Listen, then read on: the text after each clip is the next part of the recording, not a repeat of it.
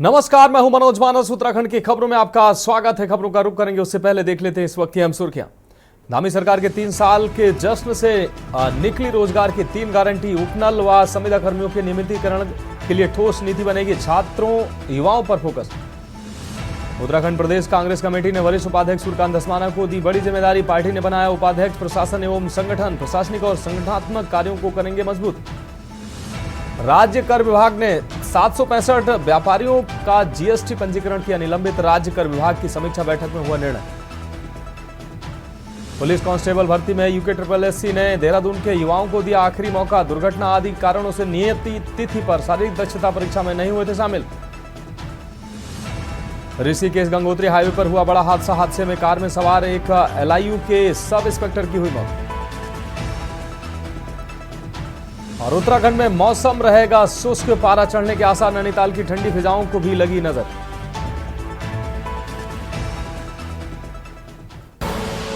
आप देख रहे हैं के न्यूज, खबरों का सारथी।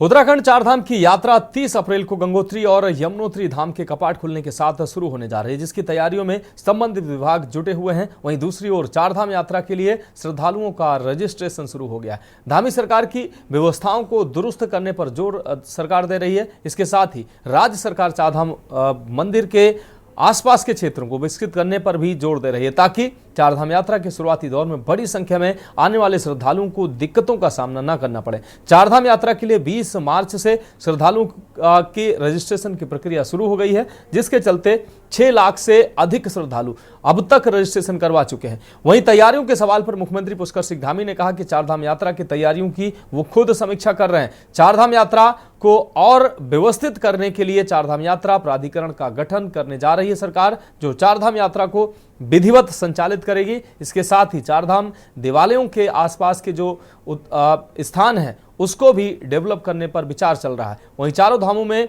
कई बाध्यताओं को लेकर चारधाम से जुड़े व्यापारियों ने सरकार को पत्र लिखा, अपनी नाराजगी भी जताई, जिसमें रजिस्ट्रेशन, बाहरी वाहनों के आगमन, आधार लिंकिंग, बाध्यताओं से संबंधित समस्या है। दूसरी ओर चारधाम यात्रा पर विपक्ष का कहना है कि सरकार सिर्फ हवाई बात करती है, धरातल पर कुछ भी देखने को नहीं मिला है। रिपोर्ट देखिए।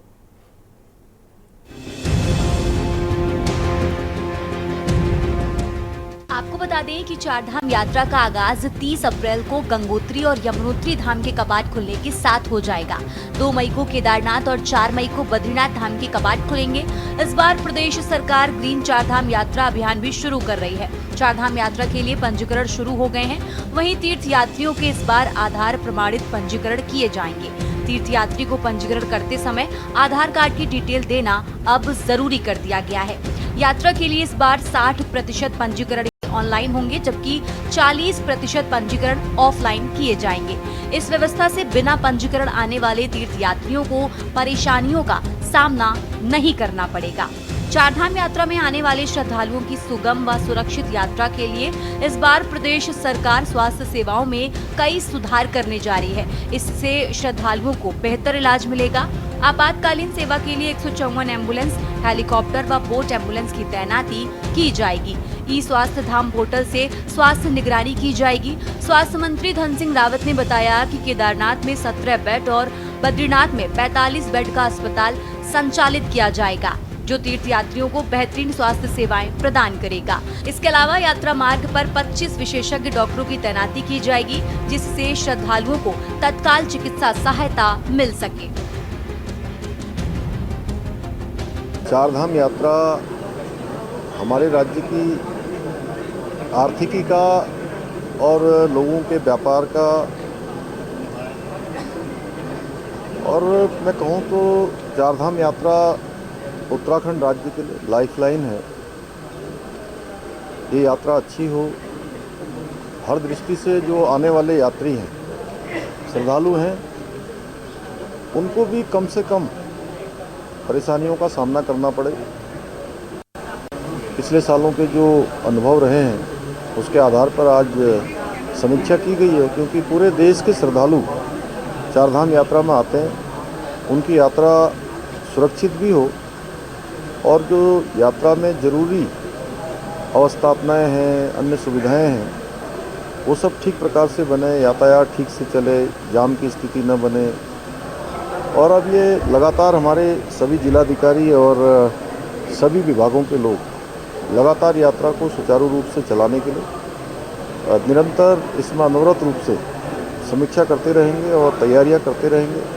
सड़कों की व्यवस्था अच्छी करनी है तो उसके लिए भी जो है, और अत्यधिक यात्री जब आ जाएंगे तो किस प्रकार से रूट प्लान रहेगा, किस प्रकार से कहीं यात्रा को अगर रोकना भी है, अगर ज़्यादा हो जाएंगे तो उसको भी जो है व्यवस्थित तरीके से कि ऐसे स्थानों पर लोग रुकें जहाँ पर उनको आसानी से होटल इत्यादि मिल जाए, पार्किंग की व्यवस्था मिल जाए। तो सभी पहलुओं पर आज विस्तार से चर्चा हुई है। हमारे मुख्यमंत्री जी ने अभी सभी विभागों की बैठक कर लिया है, मैंने भी बैठक कर ली है और मैं ये कह सकता हूँ कि चार धाम यात्रा में जितने भी यात्री आएंगे उनको जो है हमारे तरफ से हम उनका स्वागत भी करना चाह रहे हैं और स्वास्थ्य विभाग की तरफ से कोई कमी नहीं रहेगी। इस बार बद्रीनाथ जी में भी और केदारनाथ में भी हम लोग हॉस्पिटल बन के तैयार हो गए हैं, उनका इस बार उद्घाटन भी होने जा रहा है और अभी 27 तारीख को हम 1500 नर्सों की भी नियुक्तियां देने वाले हैं।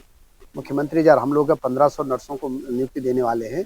एक बड़ा कार्यक्रम हम उस दिन दून मेडिकल कॉलेज में कर रहे हैं। तो अब हमारे पास नर्सिंग स्टाफ भी आ गया है, डॉक्टरों की भी धीरे धीरे कमी अब पूरी होती जा रही है। आप देख ही रहे हैं, आप तो मीडिया के लोग हैं, आप देख ही रहे हैं कि हमारा प्रयास कितना हो रहा है। लाभ उत्तराखंड को क्या है, बार बार हम कह रहे हैं यात्रा में जो हम कहते थे कि कम से कम 10 दिन लगने चाहिए 4 तीर्थों की यात्रा करने में, और उसमें हेमकुंड साहब भी हैं 4 के अलावा, तो और भी बहुत सारे हमारे यहाँ कलेर शरीफ हैं और उसमें हमारे बद्रीनाथ, केदारनाथ, यमुनोत्री, गंगोत्री के अलावा हमारे यहाँ हैड़ाकांड महाराज का आश्रम है, यहाँ जहाँ भरत जी पैदा हुए कर्णाश्रम यहाँ है। तो ऐसे अनेक स्थान हैं। तो टूरिस्ट आए, लेकिन हो क्या रहा है, पहले आदमी आता था 10 दिन रुक के इन यात्राओं को करता था और कुछ पैसा यहाँ के होटल्स को, होम स्टे वालों को, जो गाड़ियाँ हैं, छोटे छोटे ढाबे, उनकी बिक्री होती थी, उनका कारोबार बढ़ता था, पंडित पुरोहितों का जीवन यापन में आसानी होती। लेकिन आज जो व्यवस्था सरकार ने की है, आदमी सुबह चल रहा है किसी मैदानी क्षेत्र से जो हमारे उत्तराखंड से बाहर का है, शाम को पहुँच रहा है, रात की पूजा कर रहा है और रातों रात वो दर्शन करके वापस चले जा रहा है। उत्तराखंड को क्या मिलता है? आपको बता दें कि इस साल प्रशासन ने यात्रा को सरल और सुरक्षित बनाने के लिए कई नई व्यवस्थाएं लागू की हैं। वहीं यात्रा को सुचारू रूप से चलाने के लिए परिवहन विभाग टैक्सी मैक्सी एसोसिएशन के अध्यक्ष के साथ लगातार बैठकें कर रहा है।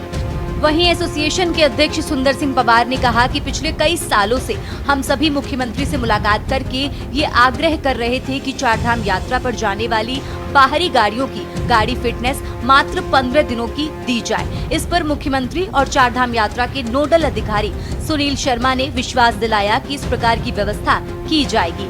आगे उन्होंने बताया कि सरकार ने विश्वास दिलाया है कि उत्तराखंड में गाड़ी चलाने वाले लोगों के रोजगार के लिए प्रतिबद्ध है।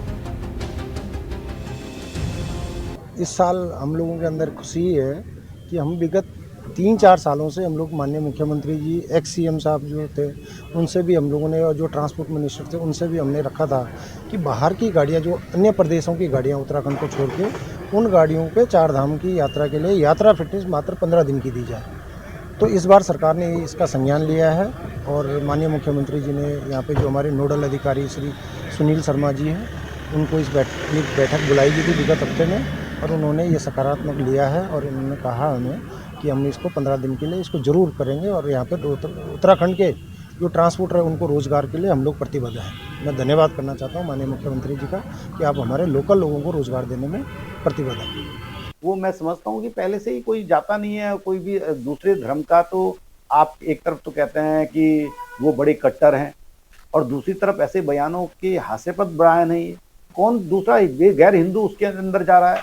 और अगर जा रहा है तो आपको, यदि संवेदनशील विषय है, आपको वहां पर काम के लिए तो आपने सारे गैर हिंदू लगा रखे हैं। आपने कब ये क्यों नहीं कहा कि सब स्थानीय लोगों को हम रोजगार उपलब्ध कराएंगे, बाहर के लोगों को रोजगार नहीं देंगे, हम स्थानीय लोगों को मूल निवास हम लागू कर रहे हैं 1950 और उन्हीं को रोजगार में सम्मिलित करेंगे। आप ये बयान केवल अपने लिए हिंदूवादी बनने के लिए दे रहे हैं।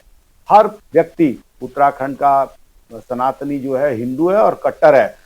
अगर आप भी चारधाम यात्रा आ रहे हैं तो आपको बता दें कि चारधाम यात्रा के लिए ऑफलाइन और ऑनलाइन दोनों तरह से रजिस्ट्रेशन होता है। उत्तराखंड पर्यटन विकास परिषद ने चारधाम यात्रा के लिए पंजीकरण को अनिवार्य किया है, जिससे कि श्रद्धालु निर्धारित तिथि पर दर्शन का लाभ उठा सकें।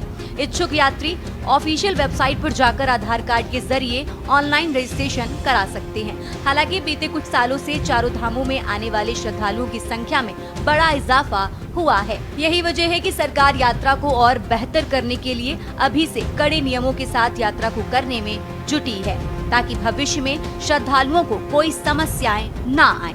Uttarakhand desk report.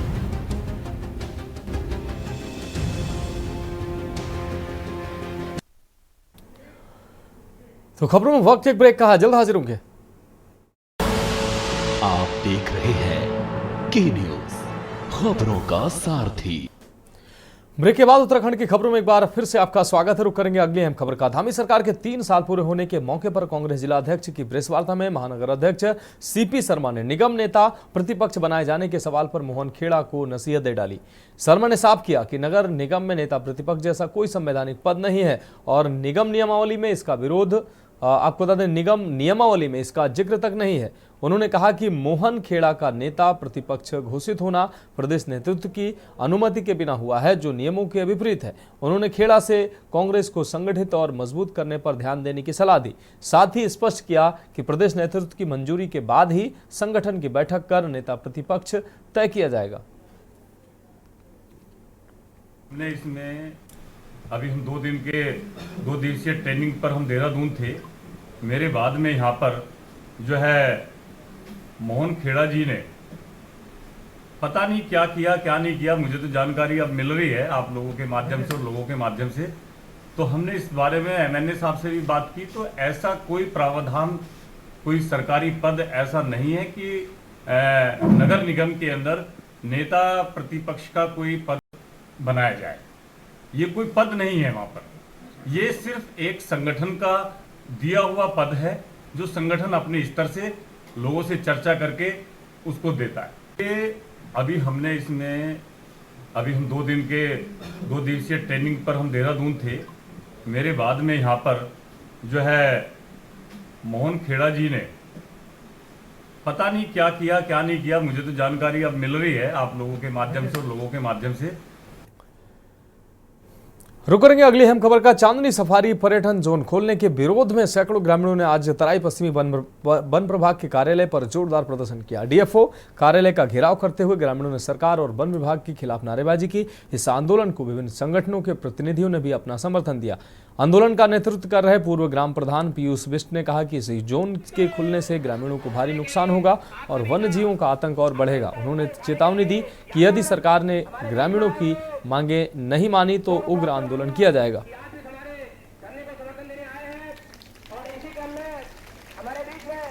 देखिए, लगातार खुल रहे पर्यटन जोनों को लेकर जो है जनता के अंदर बहुत ज़्यादा आक्रोश है, क्योंकि आप देख रहे होंगे जगह जगह पर्यटन जोन खोल दिए गए हैं और जिसका कारण ये हो रहा है कि मानवीय दखल जानवरों के जंगल के अंदर बढ़ रहा है और जिस कारण जानवर जो है हमारे घरों में, गोठों में, हमारे गाँव में हमारे फसलों को नुकसान पहुँचा रहा है। वन्यजीव संघर्ष लगातार बढ़ता जा रहा है और एक नया गेट चांदनी सफारी जोन जो छोई में खुलने जा रहा था, लगातार हम इसका विरोध कर रहे हैं। कई हमने महापंचायतें कर ली हैं, कई गाँव में हमने धरना प्रदर्शन भी किया, लेकिन सरकार के कानून में जू नहीं रह रही है और आज पुनः हमने डीएफओ कार्यालय का घेराव करने के लिए तमाम ग्रामीण यहाँ पर उमड़ पड़े हैं। आप देख रहे होंगे। देखिए, जिस प्रकार से वन विभाग द्वारा लगातार तानाशाही पूर्ण इस तराई पश्चिमी वन प्रभाग को खोलने का एक कार्य प्रस्ताव किया था, लेकिन उसका जब ग्रामीणों को भनक लगी, जब ग्रामीणों को पता चला कि ये तराई पश्चिमी वन प्रभाग द्वारा हमारे क्षेत्र में चांदनी सफारी जोन खोला जा रहा है, तो उसका ग्रामीणों ने पुरजोर विरोध किया और लगातार कई बार डीएफओ महोदय से इसमें मुलाकात करी गई। उनके द्वारा ये कहा गया कि आप जनप्रतिनिधियों के सहमति पत्र लाइए, ग्रामीणों के पत्र लेके आइए।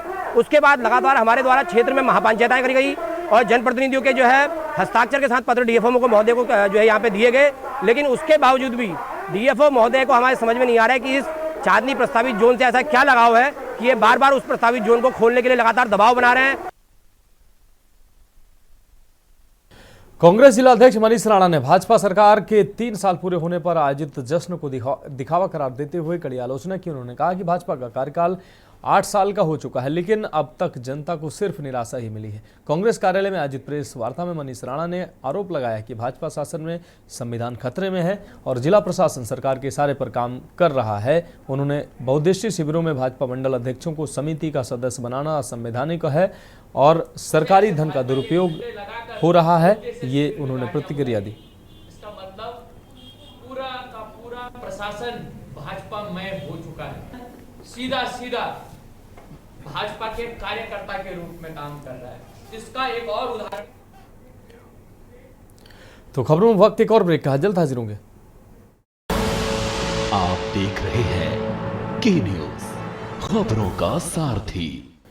ब्रेक के बाद एक बार फिर से खबरों में आपका स्वागत है। रुक करेंगे अगले अहम खबर का। हरिद्वार पुलिस ने शहर में नो पार्किंग अभियान की शुरुआत कर दी है। चारधाम यात्रा और समर वेकेशन के दौरान उमड़ने वाली भीड़ को देखते हुए ट्रैफिक को सुचारू बनाए रखने के लिए एसएसपी प्रमेंद्र डोभाल के निर्देश पर यह कदम उठाया गया। यातायात पुलिस ने नियमों का सख्ती से पालन करते हुए रानीपुर क्षेत्र में एक पुलिसकर्मी की कार को भी क्लैंपिंग कर चालान काट दिया, जिससे साफ संदेश दिया गया कि नियम सबके लिए समान है।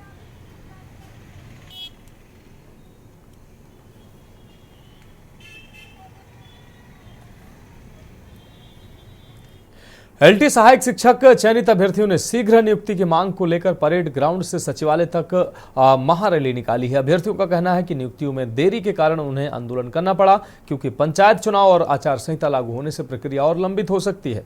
अभ्यर्थियों ने सरकार से मांग की है कि पहाड़ों में शिक्षकों की भारी कमी को देखते हुए जल्द से जल्द नियुक्तियां दी जाएं। उन्होंने याद दिलाया कि विधानसभा सत्र के दौरान शिक्षा मंत्री ने 1 महीने के भीतर नियुक्ति देने का वादा किया था, लेकिन अब तक कोई ठोस कदम नहीं उठाया गया। सभी एलटी चयनित शिक्षक है सर, हम इसलिए ये प्रोटेस्ट कर रहे हैं क्योंकि हमारी नियुक्ति विलंब हो रही है। अभी कुछ समय बाद आचार संहिता लगने वाली पंचायत चुनाव की, तो उससे पहले नया सत्र भी शुरू होने वाला है। तो पहाड़ों में शिक्षकों की बहुत कमी है। जैसे विगत दिनों आपने देखा था सर, विधानसभा सत्र हुआ था, उसमें माननीय शिक्षा मंत्री ने कहा था कि हम एलटी चयनितों 1544 एलटी चयनितों को 1 महीने के भीतर नियुक्ति देंगे, लेकिन सर ये सारे झूठे और खोखले वादे हैं। रैली को निकालने का मकसद सिर्फ अपने अधिकार हैं। हम अपने अधिकारों के लिए रोडों पर आए हैं। हमें अपना नियुक्ति पत्र चाहिए। रिजल्ट आए हुए लगभग 3 महीने हो चुके हैं। 10 जनवरी को प्रोविजनल रिजल्ट आता है, 9 जनवरी को फाइनल सिलेक्टेड लिस्ट आती है, मतलब फाइनल रिजल्ट आता है। और उसके बाद हमें हर कार्रवाई के लिए कहा जाता है, जो भी हमारा फर्दर डॉक्यूमेंटेशन है, कहते हैं कि गतिमान है। तो समझ में नहीं आ रहा है कौन सी गति से चल रहा है। और हम यहाँ जो महारैली का आयोजन किया गया है, ये नियुक्ति प्रक्रिया को आगे बढ़ाने के लिए किया गया है। हमारा चयन हुए लगभग परिणाम आए 3 महीने बीत चुके हैं, लेकिन अभी तक कोई हमें स्कूल नहीं आवंटित किए गए हैं, जबकि डीबी हो चुकी है। और सरकार या प्रशासन द्वारा लगातार देरी की जा रही है, जिससे हम आवेदन करते हैं कि जल्दी से जल्दी हमें स्कूल आवंटित किए जाए।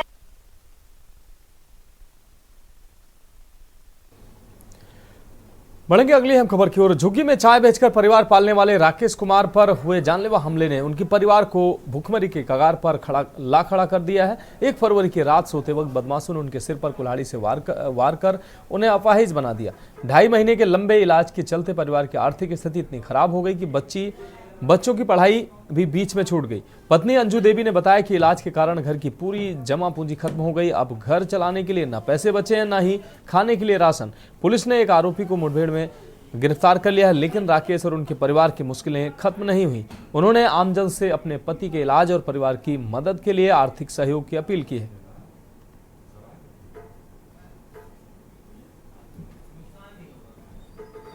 पड़े हुए थे तो हमने देखा तो इनको पकड़ के लेके गया अस्पताल, सच वालों ने मना कर दिया। फिर हमें भेज दिया, अब हमें कृष्णा हॉस्पिटल। भैया कोई हालात नहीं, कुछ भी ना है हमारे पास। छोटे छोटे बच्चे स्कूल जा रहे, क्या करें क्या ना करें। क्या कभी किसी ने दे दिया, कभी किसी ने। इस समय तो अभी कुछ भी ना रह गया हमारे पास। थोड़ी बहुत की और अब इस समय कुछ भी ना रह गया मेरे पास। उत्तराखंड की राजनीति में अपनी अलग पहचान बनाने वाली वरिष्ठ कांग्रेस नेता और पूर्व कैबिनेट मंत्री स्वर्गीय डॉक्टर इंदिरा हृदयेश की 84वीं जयंती पर आपको बता दें हल्द्वानी के स्वराज आश्रम में कांग्रेस द्वारा सभा आयोजित की गई। इस अवसर पर कांग्रेस कार्यकर्ताओं और नेताओं ने उनके योगदान को याद किया। उनके पुत्र एवं हल्द्वानी विधायक सुमित हृदयेश ने कहा, मेरी मां ही मेरी राजनीति की गुरु थी।